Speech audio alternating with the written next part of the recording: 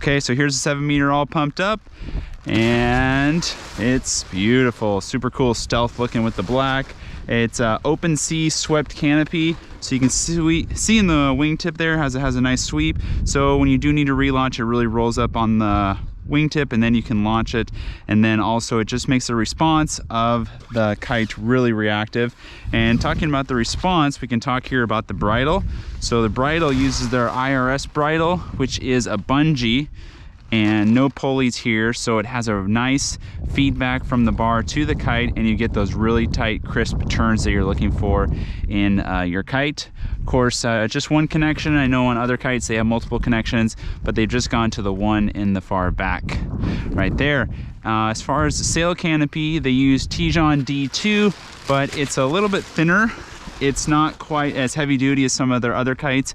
And as you can see here in the paneling, very minimalist paneling. Trailing edge has a little bit of a small Dacron strip there and some reinforcements in the trailing edge, but very minimal, because on a kite like this, they're going for weight savings. They're trying to shed as much weight as they can. Obviously, having no strut saves a lot of weight, anywhere between 30-50% savings depending on what type of standard kite you're comparing it to as far as a weight reduction. And then up here up front, it's just got a little bit of reinforcement here, but you're not going to get those massive EVA rubber scuff guards here. It's very minimalist, incredibly lightweight. This 7 is just, I cannot believe how much it weighs. I mean, you got to really feel it to believe it, how light it is. So there's kind of the construction of the kite right there.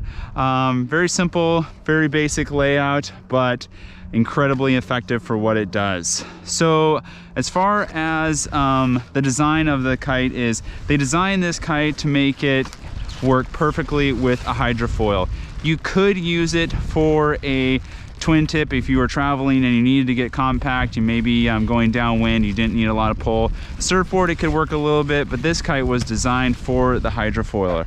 So it's that free ride foil rider who's looking to get out in marginal conditions and they want the power to ride but be on a smaller kite. So this 7 right here would be comparable power to anywhere between a 9 and a 12 meter standard size, but because it's smaller and lighter weight, it's much more manageable and way more fun to fly. It's incredibly flickable, and by that I mean is you can take this kite and you could literally steer it with one hand. You could be going any direction and one hand be able to loop this kite while foiling across the wind window.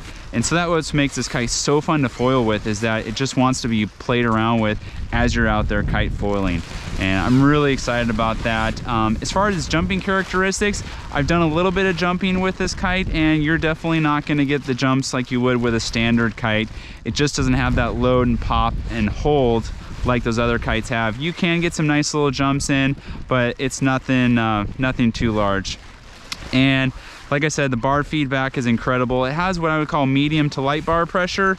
So with that, you're just going to be able to control the kite really easily with 1 or 2 hands. And the wind range is amazing. This 7 right here, I've been able to ride anywhere between 10 and 20 miles an hour, which is incredible for a 7 meter that you can ride in conditions that low with only a 7 meter. Okay, now as far as relaunch, yes, if you've been reading some reviews or watching some videos, you've heard that relaunching this UFO is a little bit challenging, and that's because without that center strut, you don't have that structure in the canopy to really bounce water off of this. So the canopy does have a tendency to kind of get held down by water. However, leading edge down, you can kind of roll it up onto that wingtip, and that really helps with launching this kite.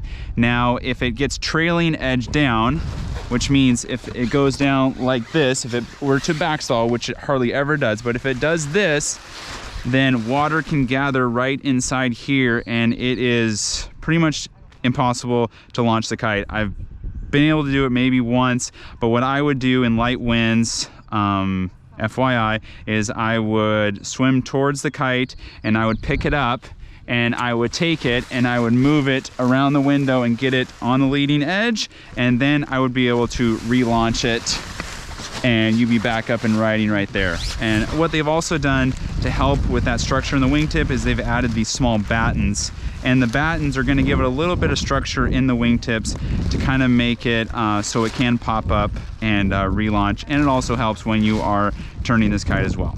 So yeah, there it is, super rad kite. We're really excited about here at Kite Paddle Surf. It's really changing the game of kite foiling and being able to pack down a super small size. You can take it anywhere and always have it with you. So there it is, super rad Slingshot UFO. If you have any questions, give us a call at the shop. We can answer them for you, and we'll see you guys on the next review.